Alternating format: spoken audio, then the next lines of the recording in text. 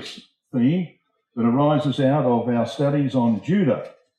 And we've spent some time, of course, considering how the Reformation, the conversion of Judah, led to great things.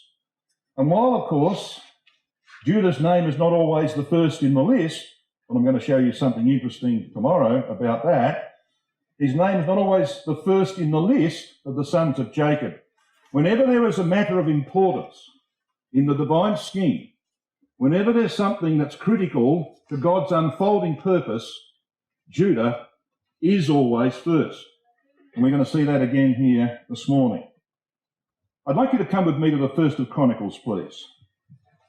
We're going to start here in the First of Chronicles and just have a very brief review of the content of the early chapters of this book, which we believe was written by Ezra when he compiled the Old Testament as the Jews knew it. And Chronicles, the first and second of Chronicles, ended up being the last books of the Hebrew Bible as it was compiled by Ezra. And that's why, of course, there are some things in Chronicles that don't always seem to absolutely mesh with the other historical records, but there's absolutely no inconsistency when you look at it. In 1 Chronicles chapter 1, we have, in the first chapter, the genealogy that takes us from Adam to Edom, which I find interesting, because Edom, of course, is from Adam. Adam to Adam, you might say, in 1 Chronicles chapter 1. In chapter 2 of Chronicles, verses 1 and 2, you have the sons of Israel. Of course, Judah's not the first name.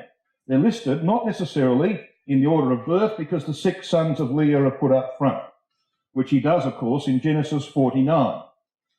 In verse 3, we have the sons of Judah and their fate. And, of course, it speaks about and Onan, etc. And then from verse 4 onwards to the end of the chapter, we have reference to the sons of Tamar by Judah. So we have the lines of Pharez and Zara. In chapter 3 of Chronicles, we have the sons of the line of David. And that goes through to the end of that chapter. We come to chapter 4 and up to verse 23, we have the posterity of Judah. And you're getting a bit of a feel for this.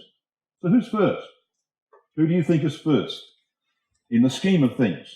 When Yahweh comes to speak of the genealogies of his people, he starts with Adam, but when you get to the history of Israel, Judah is first. And there are good reasons for that, as we've seen.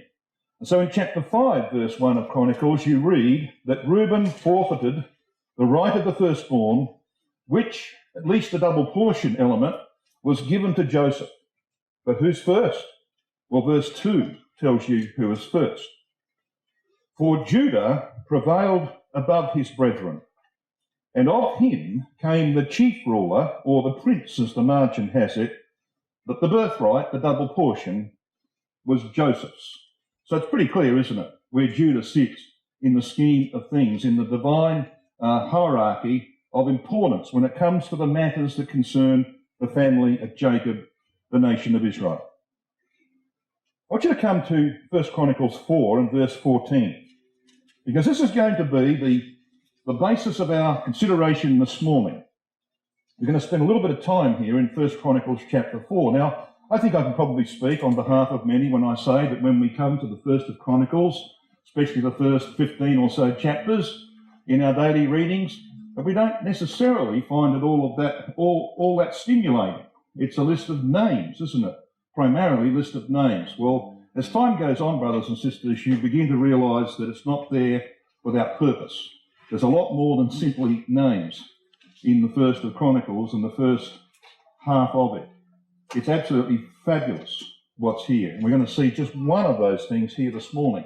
We're going to see the element of Judah that has to do with one of the principal things for which that tribe was noted in its history, and that's craftsmanship. Is that something you've considered before? The craftsmanship of the tribe of Judah. And that's why we've titled our study based upon the words that you read here in 1 Chronicles chapter 4. So let's have a look at verse 14. It says this: And Meonothai begat Ophrah, and Seraiah begat Joab, the father of the valley of Charashim, for they were craftsmen. Now we're going to come back to that valley of Charashim a little later on, and we're going to see just how important that is. But we're going to focus initially on this word craftsman. This is the Hebrew word, as you can see on the screen, karash. Means a craftsman, an engraver, an artificer, someone who uses their hands to produce the most exquisite work, as we're going to see. And this is the word that first occurs, the use of this word karash first occurs of its 37 occurrences in the Old Testament in Exodus 28 and verse 11, where it is rendered engraving. This is the same Hebrew word. And the engraving, or the craftsmanship to which it refers on that occasion, is the names of the tribes of Israel inscribed on 2 onyx stones on the shoulder piece of the high priest's ephod. Now think about that, brothers and sisters. What might that represent? Here is the high priest of Israel. He has, of course, as you can see, the breastplate on his chest, but he has on his shoulders the names of the sons of Israel. The shoulder is a symbol for bearing responsibility, and therefore it comes to represent government in the scripture. And when you come to passages like Isaiah 9 verse 6, it eloquently speaks of that fact. It says that one of the titles of our Lord Jesus Christ is, of course, Prince of Peace. Why will there be peace? Well, because it's preceded by the words, the government shall be upon his shoulder. And the word shoulder there, by the way, is Shechem. The government shall be upon his shoulder. And Shechem means the shoulder, or in fact the neck, between the shoulders, where you bore burdens. You put a yoke, as it were, over your shoulders, and you bore the burden. Hence this word came to represent government and the receipt of responsibility, the acceptance of responsibility. And it's this element that is going to come out of our consideration this morning. It's about responding to what God has done in our lives and accepting in gratitude the responsibilities that he is prepared to lay upon us. We're going to see that coming out in our study. Now, this word craftsman that we're considering, the next 2 occurrences, the second and third occurrences in the Old Testament, are again very eloquent. And I want you to come to Exodus chapter 35, if you would. Exodus 35. And we're going to see here in Exodus 35, towards the end of the chapter, at verse 35, and again, the same message in chapter 38 of Exodus in verse 23. So this is the second and third occurrences of this word karash. We're going to see the work of Bezalel and Aholiab, who were the principal craftsmen in the building of the tabernacle and its intricate furniture. We're going to see the principles that were involved in that, and we're going to see, in fact, who they were. But note the context, brothers and sisters. Now, I would be surprised if there aren't a few in this room who have done this little exercise. But if you want an exercise that is well worth doing, and especially with your children and with your younger people, then you can highlight a few words in Exodus 35. Can I just direct your attention to a few of them? Have a look with me at verse 5 of Exodus 35. It says, "Take ye from among you an offering unto Yahweh." So what's happening in this chapter is that the materials that were brought by Israel out of Egypt are now going to be collected from the children of Israel, who have arrived, of course, at Mount Sinai.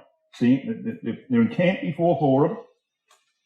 And the work of building the tabernacle, the design which had been given to Moses in the mountain, is about to begin. "Take ye from among you an offering unto Yahweh, whosoever is of a willing heart." And the Hebrew word for willing here is nadib. It means voluntary. It has the concept of volunteering inherent in it. And you know, I often, and I deliberately emphasise to our younger people who are facing perhaps, or could face perhaps, conscription into the armed forces, and I'm hoping that will happen. I don't believe it will, but I'm hoping that will happen, because it's the very best thing that could happen to them, to be conscripted into the armed forces of whatever country they might belong to. I went through that process in 1969, so I know what it does for you. But it won't happen, I believe. I think we'll be taken before that happens. But I impress upon them, brethren and sisters, that there's one thing we know about our God, it is this. He wants volunteers to serve him. He is not interested in conscripts. If he has to get hold of people and say, now listen, you are going to make a contribution to the work of my ecclesia, that doesn't happen, does it? It does not happen. He wants volunteers, which is why when something has to be done, he's very pleased. And the angels will make a record of it. You know this from Malachi 3:16. The angels will make a record of it, of who puts their hand up to volunteer. But I'll tell you what there won't be a record of, perhaps, except in the negative sense. There won't be a record of people who've got to be forced into service. That's a very, very important principle. And it comes out of this chapter time and time again. Come to verse 10. And every wise-hearted among you shall come. So you see, when you've got a little bit of wisdom in your heart, you realise how important it is to be a volunteer. Have a look at verse 21. And they came, every one whose heart stirred him up, and every one whom his spirit, his attitude, whose attitude made him willing. And this word willing here is cognate with nadib of verse 5. It's nadab. It means to impel, and that is to volunteer. Have a look at verse 22. And they came, both men and women, as many as were willing-hearted. Nadib, same word as verse 5. Verse 25. And all the women that were wise-hearted did spin with their hands. Verse 26. And all the women whose hearts stirred them up in wisdom spun goat's hair. Verse 29. You're getting a bit tired of this? You think this is necessary? Do we really need to be told this many times? Yes, we do. Because volunteering is not a natural tendency of human nature. True? So it's there over and over again. Verse 29. And the children of Israel brought a willing offering. Nadibah. You know what that word means? Spontaneous. They brought a spontaneous offering unto Yahweh, every man and woman whose heart made them willing. Chapter 36 and verse 1. Then wrought Bezalel and Aholiab. Oh, here they are. And every wise-hearted man in whom Yahweh put wisdom and understanding. Verse 2. And Moses called Bezalel and Aholiab, and every wise-hearted man in whose heart Yahweh had put wisdom. Then every one whose heart stirred him up to come unto the work to do it.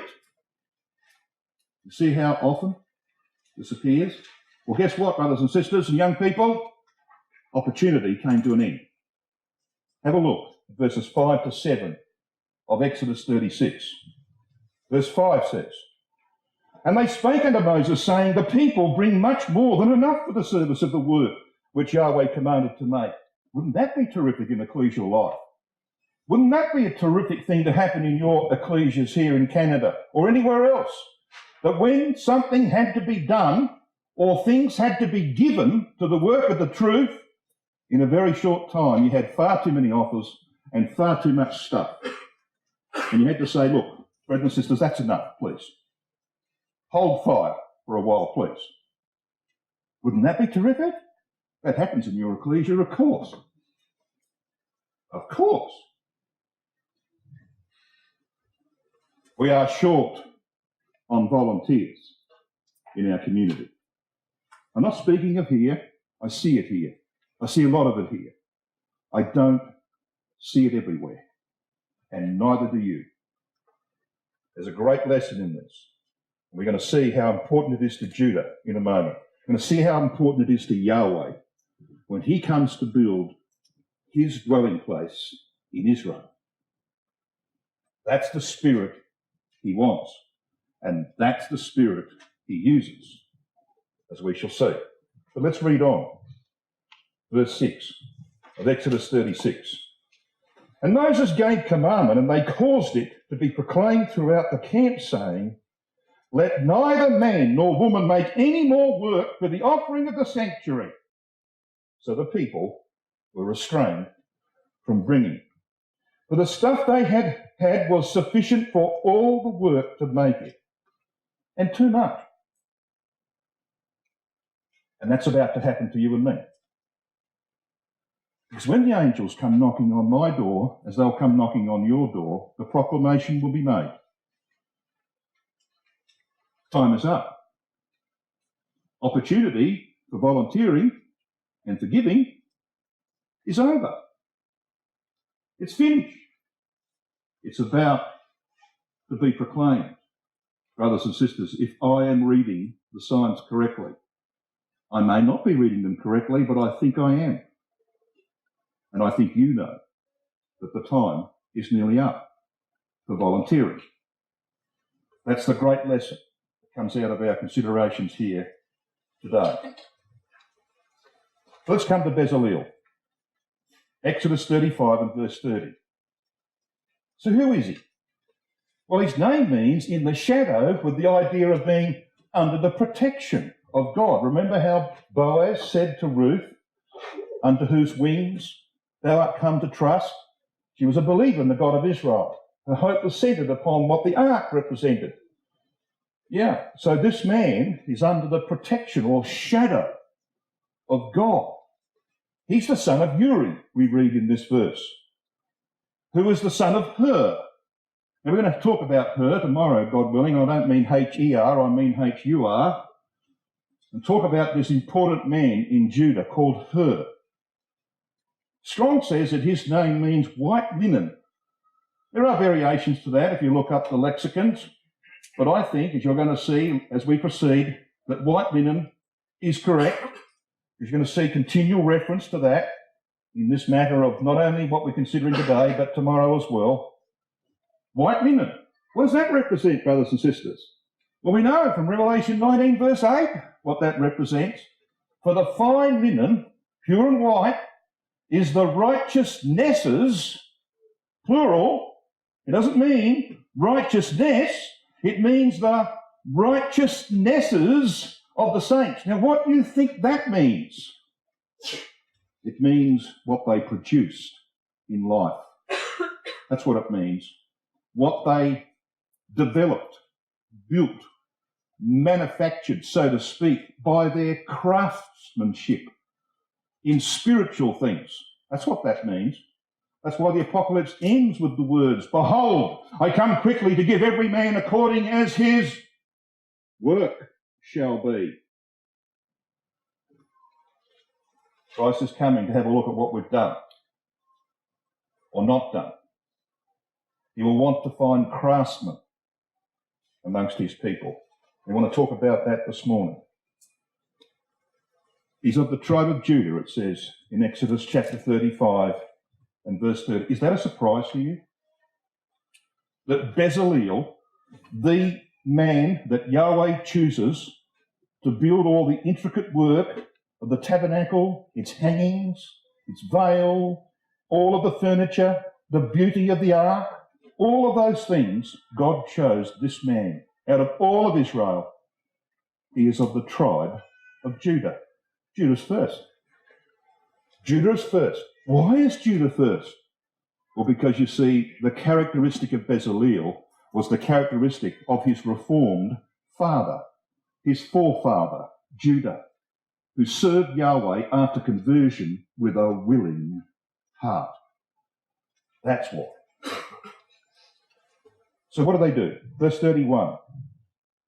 And he hath filled him with the Spirit of God in wisdom and understanding, in knowledge and all manner of workmanship, and to devise curious works, to work in gold and in silver and in brass, And it goes on like that. Filled him with the Spirit of God. Sounds a bit like the language that is used of our Lord Jesus Christ in Isaiah 11, verse 2. Workmanship, what kind of workmanship is it? Well, this word happens to be used, by the way, in 1 Chronicles chapter 4 and verse 23, to which we'll return a little later. He's going to devise, cheshab. It means to think or plan, to calculate. This word is used throughout the Old Testament. It's rendered in Malachi 3 verse 16. Those that thought, cheshab, those that thought upon his name. In other words, people who, like Bezalel, tried as best they could to work intricately, to weave into their lives, into the fabric of their lives, the principles of God, the characteristics of God. They thought about it. They had to put a little bit of thought into it. That's recorded in the book, we are told in Malachi 3:16. And it will be brought out at the judgment seat.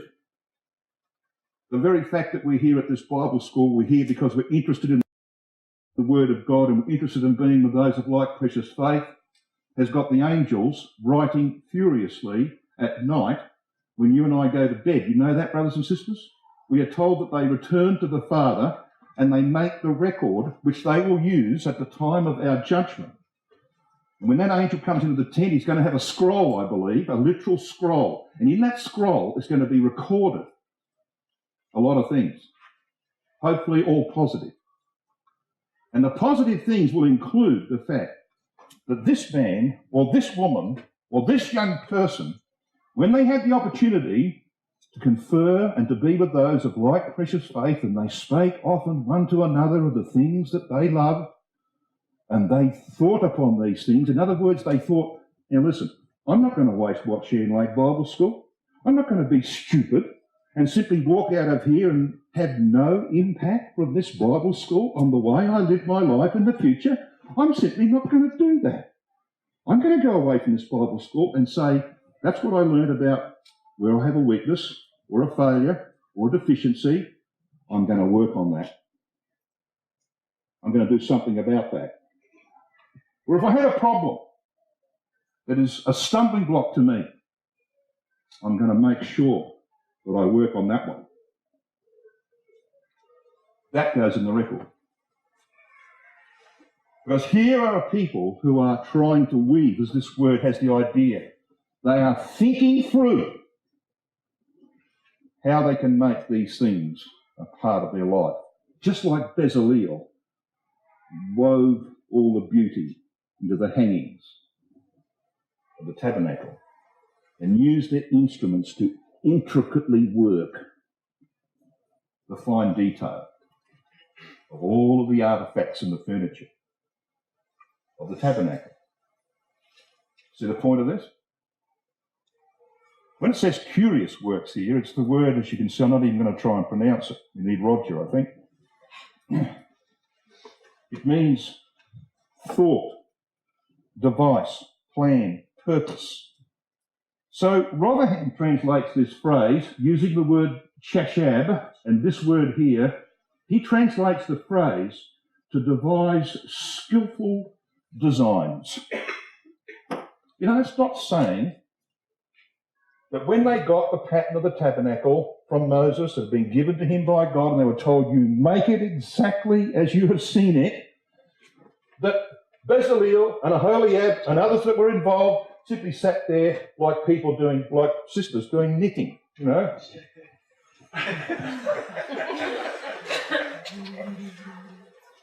Second nature sort of stuff, isn't it? It's not that, brothers and sisters. It's careful thought. It's skillful designs. You've got to use your grey matter. You've got to think. All right? That's what it's saying. But he didn't have just the task of building those things. In another task, look at verse 34. And he hath put in his heart that he may teach, both he and Aholiab, the son of Ahisamach, of the tribe of Dan. So who is this Aholiab? Well, his name just happens to mean father's tent. And what's he doing? Well, he's building the tabernacle. He's building his father's tent, isn't he? And he's the son of this chap, whose name means my brother's support. So who is his brother in this task? The wise-hearted, willing-hearted Bezalel, who was of the tribe of Judah. And in this matter, brothers and sisters, Judah was first. For all manner of work, it says in verse 35, every sort of work. They were cunning workmen. Here's our word, chashab again. And what were they doing, amongst other things? Well, it says in this verse 35, that amongst the things that they were working on was scarlet.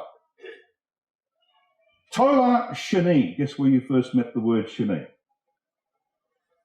Genesis 38. The scarlet cord was placed on the hand of Sarai.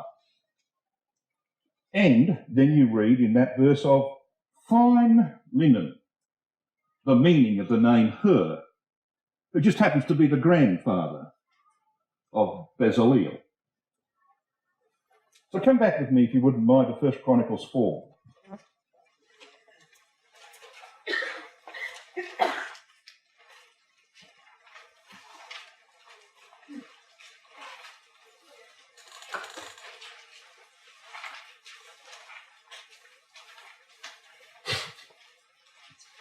So whatever happened to Sheila?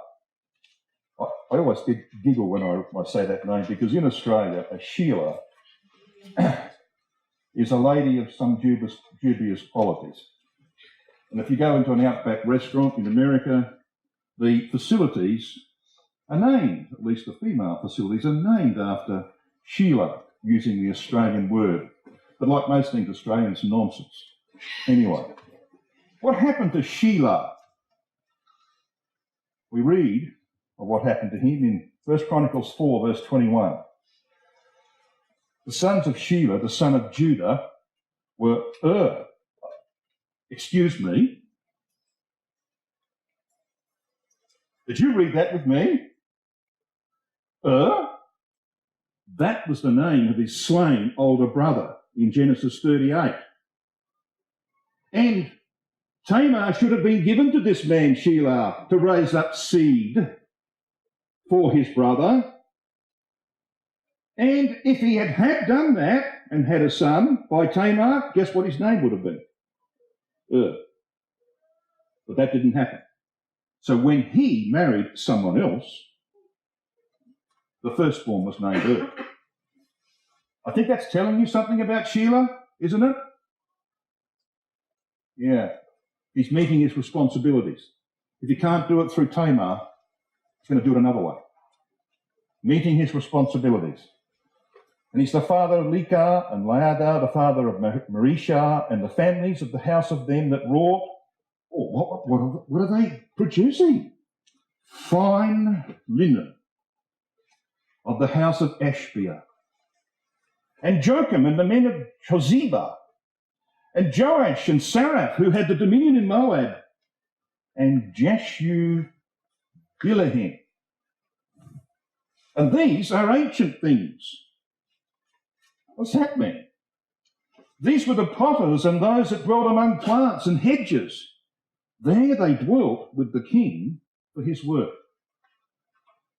So what is this all about? The house of Sheila, the third and only surviving son of Judah via his Canaanitish wife. Well, Sheila's name means petition. He was the youngest son of Judah, promised but not given to Tamar, as we've learnt from Genesis 38, verse 11, but named his first son His mother was indeed a Canaanite woman. When we read of fine linen in this verse, the word here means exactly that, white linen. Ashbia, the name that occurs at the end of verse 21, means I shall make to swear. So here we've got a man who seems to have gone a different way than his father, who may have watched his father's conversion and followed the pattern. made petitions to Yahweh, met his obligations, and developed this house of Ashbia. People who swore allegiance to their God, swore allegiance that they would be there for the king's work. And what were they? Well, we're going to find in a moment they were potters. When it says these were ancient things, the RSV says now the records are ancient. Rotherham says, but the records are ancient. Why would that be there, you think? Because the roots are back in the conversion of Judah. What's happening here comes from his conversion. The attitude of these people was framed by what they saw happen to their forefather and the reasons why he was put first in that family. And because the family of Judah was put first, that it had the authority, his successors saw their obligations and sought to meet them. These were ancient things. What does this term potters mean?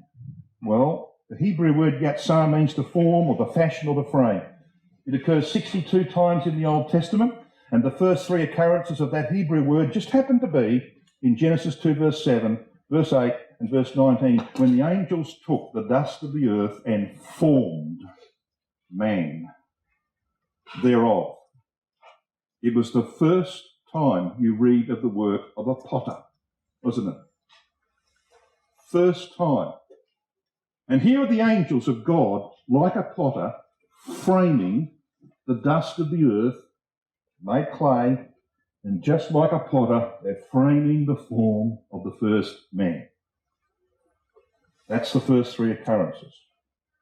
Rotherham says they were the potters and the inhabitants of Netaim, meaning among plants, and Gadira, which means hedges, or a sheepfold formed by a hedge.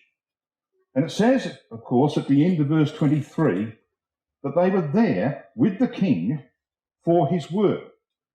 As Rotherham puts it, with the king in his work dwelt they there. So, brothers and sisters, I don't think I really need to spell this out, do I? We are all building in the house of God. We are preparing a habitation for deity.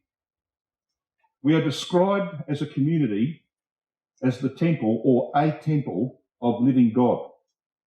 1 Timothy chapter 3 and verse 15. And 2 Corinthians chapter 6, verses 14 to 16. The community is described as a temple of living God. You'll notice I've dropped out the articles because they're not there in the Greek. We're also described individually in 1 Corinthians 6 as a temple. Your body is the temple of the living God, a habitation of mighty ones, as Brother Thomas explains 1 Timothy 3 verse 15, so that God might walk about in us. So what does that mean in literal terms? What does that mean? It means that what he wants to see in us is the working, the intricate working into our lives of that which is not natural to us, that which comes from him, his principles, his way of thinking, his characteristics.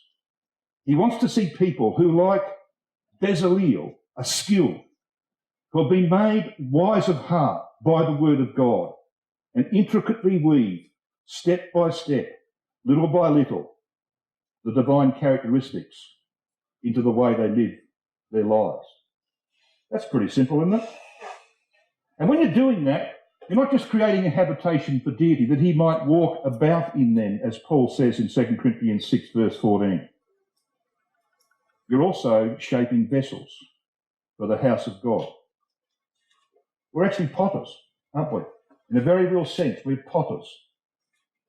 And Paul says this to Timothy in 2 Timothy chapter 2, verses 20 and 21. But in a great house there are not only vessels of gold and of silver, gold, tried faith, silver, redemption, but also of wood and of earth, and some to honour, and some to dishonour. If a man therefore purge himself from these, he means the vessels of dishonour, in other words, not be like them, he shall be a vessel unto honour, sanctified, and meet for the master's use. For the master's use? Yeah, these people were there, it says, for they dwelt with the king for his work. It's for the master's use, prepared unto every good work. But the vessels that are being created, brothers and sisters, have a destiny, don't they? Paul suggests that. And in 1 Corinthians chapter 3, verses 12 to 15, we read this. Now, if any man build upon this foundation gold, silver, precious stones, wood, hay, stubble, every man's work shall be made manifest, for the day shall declare it, because it shall be revealed by fire, and the fire of judgment shall try every man's work of what sort it is. If any man's work abide, which he hath built thereupon, he shall receive a reward. If any man's work shall be burned, ever lost a vessel that you've been trying to shape? He shall suffer loss. There'll be sorrow and grief. But he himself shall be saved, but only by passing through the fire of judgment. We're all going to be tested for what kind of vessels we are. All of this comes from what happened to God shaping Judah. And it wasn't comfortable for him, was it? That he was shaped. And what came forth, brothers and sisters, in Judah was such an intricate character that God could say, he's the pattern of my son. And I'm going to bring my son from his loins. Come back to 1 Chronicles 4 with me. You might still be there. Because there's something else here that we need to consider. Verse 13 and 14 says this. And the sons of Kenaz, well, we were here yesterday, weren't we? Othniel and Zechariah, and the sons of Othniel, Hathath. And we read verse 14, didn't we? About the valley of Cherishim. Well, we know what the name Othniel means, don't we? We know what that name Othniel means. It means the Lion of God. And he's of the tribe of Judah. And he has this son Zechariah, whose name means Yah is ruler. Yeah, Yah is ruler in Judah. Who begat Joab. Yah is father. And this man becomes the father of others. He becomes the father of a place, the valley of Cherishim, for they were craftsmen. We looked at that word craftsmen. What about this word Cherishim? Well, this valley of craftsmen, that's what it means. Cherishim means the valley of craftsmen. And it was a valley near Lydda. Now, Lydda, of course, is where they have the airport, Ben Gurion Airport in the land today. It's at Lod. Remember that? Lod? Lod is the modern name of Lydda.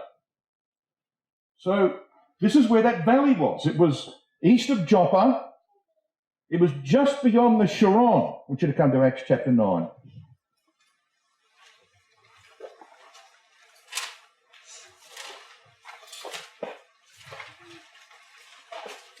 In Acts chapter 9, we read in verse 32, it came to pass, as Peter passed throughout all quarters, he came down also to the saints which dwelt at Lydda. Oh, this is where this valley was, wasn't it? What does he do here? Well, he heals a man called Aeneas. And then we read this in verse 35. And all that dwelt at Lydda, and it says Saron, it means Sharon, and Sharon, of course, is the plain from the coast of the Mediterranean up to where it begins to undulate, where there are valleys. Okay, so you've got the Sharon, the Shephelah, and then the mountains. So there's a valley here which runs down towards Joppa. And the next verse says, now there was at Joppa a certain disciple named Tabitha, her name means a gazelle, which by interpretation is called in the Greek Dorcas, which also means a gazelle. This woman was full of good works and alms deeds, but she did. And we know what happened. She died. She was sick and she died.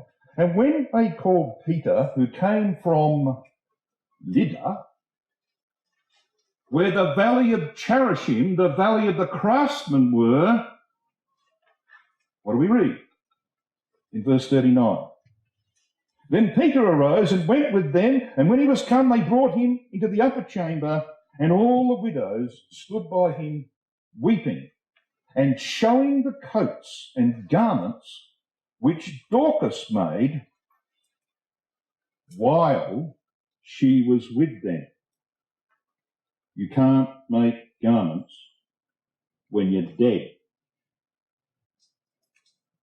And no more offerings will be accepted from volunteers when the proclamation is made.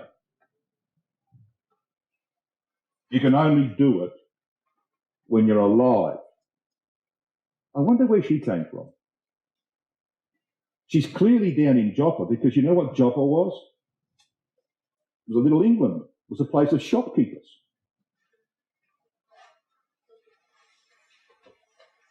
It was a place of shopkeepers and trade. This is where the port was. I think she might have come from a valley just a little bit further east, where there was the remnant of a family of Judah who were craftsmen. Yeah. I want you to come to Zechariah 1. You know what, brothers and sisters, it is said of Jesse, the father of David? You know what Jewish history says of Jesse? That he wove hangings for the tabernacle. Craftsmanship was evidently in the family of David. Zechariah 1. So how does this involve you and me? If we prove to be faithful craftsmen in the building of the house of God, this is where we're going to end up. Because the last occurrence of this word sharash, craftsman, in the Hebrew just happens to be in Zechariah 1 and verse 20. So that's why we're in Zechariah. And you all know the 7 night visions of Zechariah. We read the early verses of chapter 1, the man among the myrtle trees. And then we come to the second night vision of Zechariah. And of course they go on to speak about the work of Christ, the coronation of Joshua, the high priest. He becomes a king priest. The lampstand of the kingdom age, fed by Jew and Gentile. The woman in the ephah takes you back in history to the system of Catholicism that arose out of the brotherhood. And of course the 2 mountains of brass and the chariots, the 4 chariots that destroy the kingdom of men. Wonderful visions, as you well know. But this is the one that's important to you and me in the context of our study today, the second vision. The 4 horns and the 4 craftsmen. But just a word, if I might just begin the broken record again. When you come to interpret Bible prophecy, brothers and sisters, you must have this prescription. If you do not have this correct, you will not interpret Bible prophecy correctly, and some in our community don't. You've got to have this right. God uses specific names for the Jews who will be in the land at the return of Christ, and for the Jews who are outside the land at the return of Christ. And we're not talking here about the land itself. Gog comes down upon the mountains of Israel. True? When the land is involved, Israel can be used. But when it's talking about people in prophecy, Israel, the name Israel, is never used of the people in the land at the return of Christ. Check me out. I've been checking it for 25 years every day, and I'm yet to find one. But I challenge you, see if you can. The exercise will be very good for you. Israel, Ephraim, and the remnant of Jacob are the titles used by God in prophecy when talking about the people, his people, of the Jews who are scattered throughout the world at the time of the return of Christ. Judah is the name he gives to the Jews who are in the land at the time of Christ's return. Now look, I could take you to all these references. We don't need to do that. You can check that out in your own time. But just let me remind you of one. Joel chapter 3 verse 1. At that time when I shall return again the captivity of Judah and Jerusalem, I will also bring down all nations to the valley of Jehoshaphat. I thought they named the nation Israel in 1948. God doesn't name them Israel. The land's called Israel. The nation might be called Israel in the modern language. God doesn't call them Israel. He says, when I return again the captivity of Judah.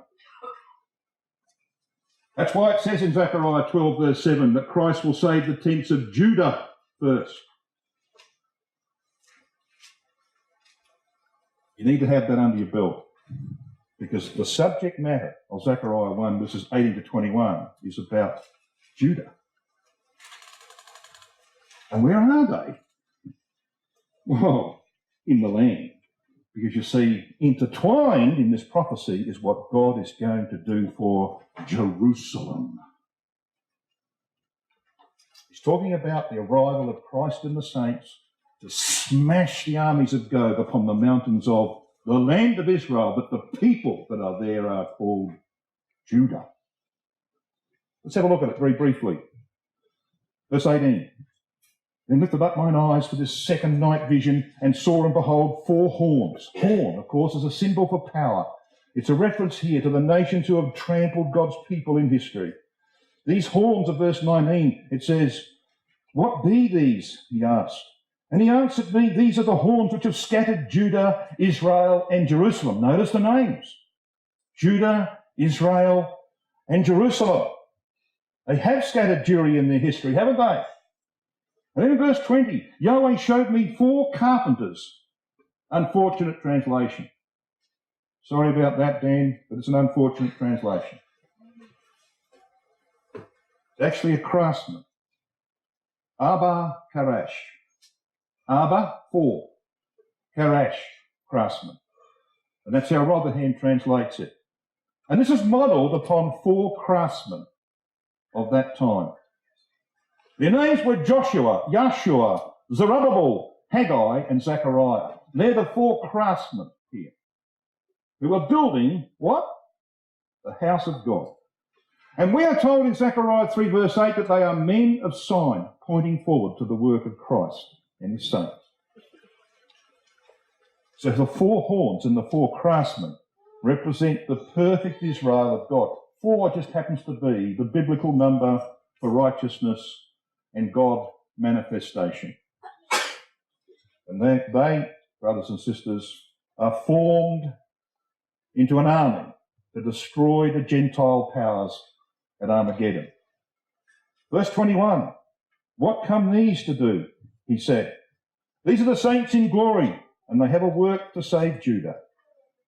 These are the horns which have scattered Judah, so that no man did lift up his head, but these are come to fray them. When it says that no man did lift up his head, it's talking about the fact that heads were lowered. The history of this nation, when power after power, empire after empire came in to destroy them and to remove them, heads were lowered. But you see, verse 18 said, then lifted up mine eyes. The answer to trial, brothers and sisters, is a clear vision of the future, which is accompanied by diligent building in the house of God. But these are come, the saints are come, to do what? To cast out the horns of the Gentiles, which lifted up their horn over the land of Judah to scatter it. They caused it to tremble. And they're going to be driven in terror themselves. There will be divine vengeance that will come, and you and I will be the instruments. Do you know how you can be there? You know what the sure, absolute sure thing is to be there? Prove yourself today to be a craftsman in the house of God. Work first on yourself and then do everything in your power to frame vessels in the house of God. That's how you can be assured of being there in that day, when this land and the prophecy of Zechariah 2 verse 12 is fulfilled. And Zechariah 2 verse 12 says this, "And Yahweh shall inherit Judah, his portion, in the Holy Land, and shall choose Jerusalem again."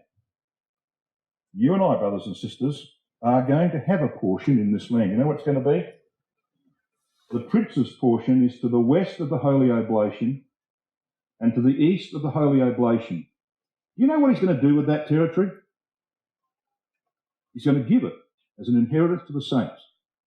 The rest of the land is given to the tribes, 7 above, 5 beneath.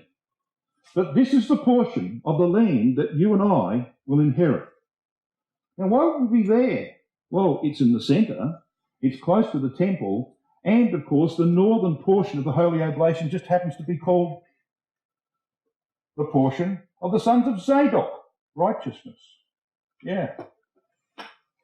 And guess who's close by? As close as you can get to the temple of all the tribes. Judah